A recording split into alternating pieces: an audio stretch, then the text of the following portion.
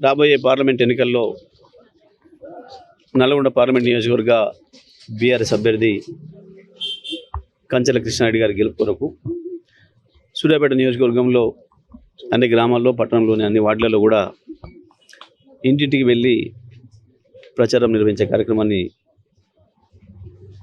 ఈరోజు ప్రారంభించడం జరిగింది. ప్రజల్లో అద్భుతమైన స్పందన ఉంది.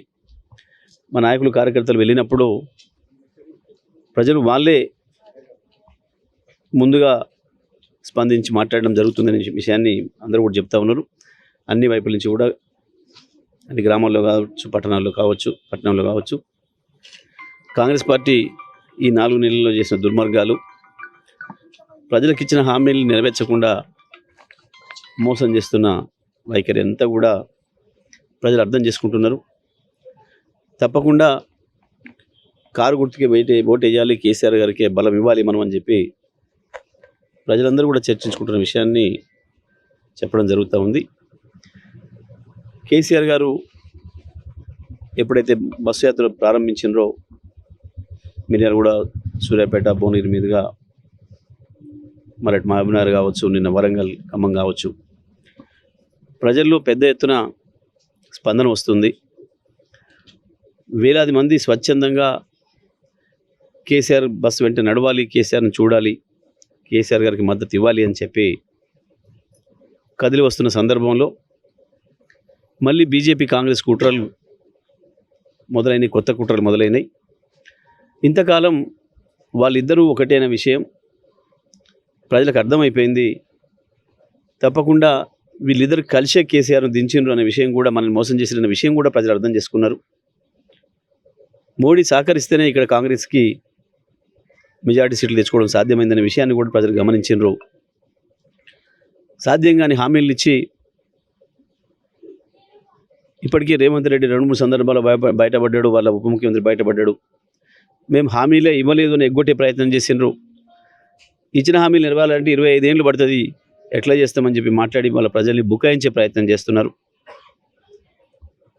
ఇంకొక వైపు రిజర్వేషన్లకు సంబంధించి బీజేపీ పార్టీ రిజర్వేషన్ల వ్యతిరేక పార్టీ అనే విషయం అందరికీ కూడా తెలుసు. ఈ 10 సంవత్సరాల్లో ఈ దేశాన్ని ఎట్లా విభజించే ప్రయత్నం చేసినరో, ప్రజల మధ్యన చిచ్చు పెట్టి ప్రజలందరూ ఐక్యమై ఉద్యమాలు చేయకుండా ఉండే పరిస్థితి తీసుకొచ్చి ఆ తర్వాత వాళ్ళు అనుకునేది సాధించాలని చెప్పి బీజేపీ ప్రయత్నం చేస్తున్నదని, కేవలం ఇవాళ ముస్లిం రిజర్వేషన్లు తీసేస్తామనే మాట చెప్పి ఇతర వర్గాల్ని చల్లబరిచే ప్రయత్నం, నమ్మబలికే ప్రయత్నం చేస్తూ ఆ తర్వాత అన్ని రిజర్వేషన్లు కూడా వరుసగా ఎస్సీ ఎస్టీ రిజర్వేషన్లతో సహా అన్ని తీసేసేదానికి బీజేపీ కుట్రకు పాల్పడుతుందని చెప్పి ప్రజలు భావిస్తున్నారు. ప్రజలకు అర్థమైంది. మరి ఇప్పుడు కొత్త కొత్త డ్రామాలకు తెరదీస్తున్నారు. ప్రత్యేకించి తెలంగాణలో మోడీ సహకారంతోనే గెలిచిన రేవంత్ ఇవాళ ఇద్దరి బండారం బట్టబయలేసరికి మళ్ళీ మాట మార్చి నోటీసులు ఇస్తున్నట్టు, ఇంకేదో చేస్తున్నట్టు ఒక డ్రామాలు మొదలుపెట్టినారు ఇద్దరు కూడా. ఈ డ్రామాలు కూడా ప్రజలకు తెలుసు. నిజంగానే ఒకవేళ వారిద్దరి మధ్యలో అంత వైరం ఉంటే మరి మా శాసనమండలి సభ్యురాలు కవితను అరెస్ట్ చేసినట్టు చేయాల్సి ఉంటుంది. చేస్తారా? చేయరు. ఇదంతా డ్రామా కొరకు, ప్రజలు నమ్మించడం కొరకు. ప్రజలు కేసీఆర్ వైపు చూస్తున్నారు, కేసీఆర్ వైపు మళ్ళీనరు, కేసీఆర్ వెంట నడుస్తున్నారు. మళ్ళీ ఆ ప్రజల్ని మోసం చేయాలని చెప్పి ప్రయత్నం చేస్తున్నారు. కానీ ప్రజలందరూ కూడా అర్థం చేసుకుంటున్నారు స్పష్టంగా. వీళ్ళిద్దరు ఐక్యత ప్రజలకు అర్థమైంది. బీఆర్ఎస్ పార్టీని గెలిపిస్తారు.